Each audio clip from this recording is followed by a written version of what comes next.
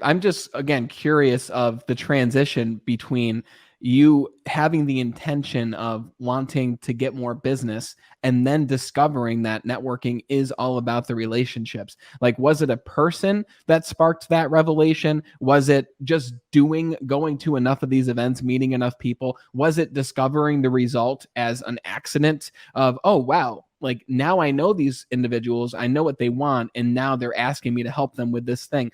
Like, did you discover this idea of building this relationship capital on accident? Or is it something that someone said, hey, James, let me talk to you about how networking is done the right way? I don't remember specifically, but I kind of do know the answer. It would have just happened over time. I tell you what I had in my favor. I'm really nosy and I really like getting to know people. And I Me don't too. think you can fake that. I just think people are fascinating. Yeah. Because whatever the 2-second opinion that you form of people is typically not always wrong. It's sometimes quite a good marker, but I love building the depth and going through those layers to really understand people. And I find that fascinating. So I think by me being that way and being a journalist, asking questions, what I discovered, the best way to get attention is not to talk about yourself, it's to give people attention. Yeah. So when I started asking people questions, well, what's your business like? How have you got to where you've got to? People love that stuff. And of course, in the process of them thinking, oh, look, he's asking me lots of questions, he's really interested, they start drip feeding me with all the information that I needed in order to build a product that was suitable for that market. Whereas what people typically do at networking, they walk into the room and they say, that box, by the way, that I talked about on the shelf, you do have it in mind. Yeah. You maybe don't communicate it, but actually the best way to test whether anyone wants that box on the shelf is asking those questions. Because think about marketing, and this is one of the overlooked bits about networking. When we market, we just post stuff, don't we? We put it out into the world, and yeah, we've got analytics that can kind of ascertain whether it's working or not, but we don't get immediacy of feedback. So if I post something on LinkedIn, I might get a few likes, I might get a few comments, but I don't really know how people feel about it unless they click the button to buy, which shows up in my analytics. Networking, you get immediate feedback. You can tell when people are bored. You can tell when people are engaged. Kelly always says, when you notice people start writing things down, that means you've said something that's resonated. Immediacy of feedback that we don't get on social media, you get at networking. So I just based it on that and built the product from there, I think. That's true. Absolutely. Have you always been a curious person? Because that idea of people are fascinating, that is very much a very empowering and beneficial belief to have. And I feel like I have always been that way to an extent, but I also developed that as almost like a self-defense mechanism when I was younger, because I was never the best at starting conversations, or even when I was younger, carrying them along. I was always a very shy person. And I found that I had the most quote unquote success in conversations when I asked the other person about them and when I wanted to learn more about other people. And I just discovered people like when you ask about them, people like when you're giving them attention. And that's something that turned into what I'm doing today, my success in sales, because sales is very much learn about the other person, discover their pain points, develop your product or position your product and frame it around that. Have you always been a curious person your whole life? Is that what brought you to journalism? Yeah, I think so, because I love reading. I love learning about people. I'd probably say one of my hobbies is people watching, just sitting and Me observing too. people. It's fascinating, isn't it? So, and I do think that that's quite important as well, because look, networking, if you are doing it for a transactional outcome, I think you have to have an element of that, even if you have to kind of fake it to make it, that you have to show that you're interested in people. You're not going to buy from most people you meet at networking, but you've got to try at least to show willing. If you connect with people on networking events, go and like their page and then like some of their posts or put a comment on it, because give attention. Typically, it's very hard to ignore someone that's shown you attention, isn't it? This is what you found, Brandon, over the years.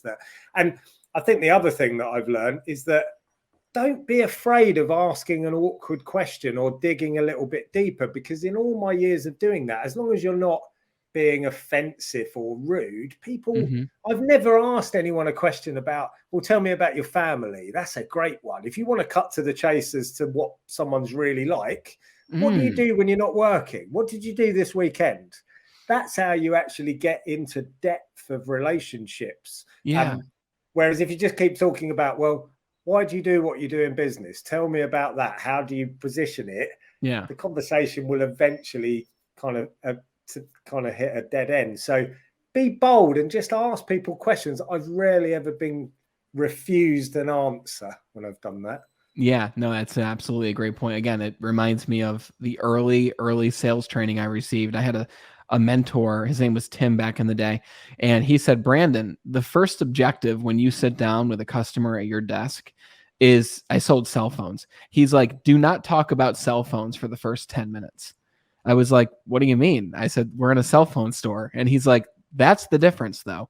He said, Jim over there is going to talk about cell phones as soon as that person walks in. And Jim isn't going to learn a damn thing about that person, at least anything that's worth knowing about them. But if you ask about them, if you ask about how their day is going, what they have planned, ask about their weekend, ask about their family, if you truly get to know them, for the goal is 10 minutes, but even if it's 3 minutes, then you're going to have a much higher chance of not just selling something, but actually developing a relationship with that person across the desk from you.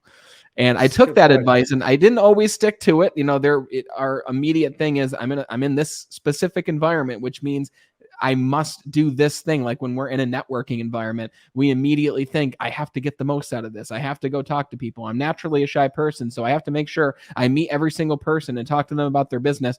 But even if you only meet 3 people and you get to go deep with those people, you talk with them for maybe 10 minutes, the event's maybe an hour, and you learn something that's not just surface level about them, then those are the relationships that you keep and that you bring with you, and that you actually feel that it's a relationship and not just, like you said, a transaction.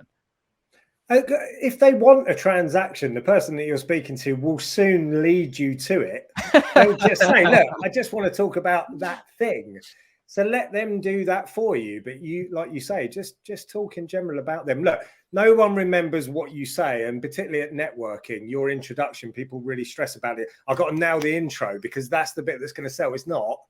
I could go into a networking room and just go, hi, I'm James. I want to get to know you and learn about your businesses.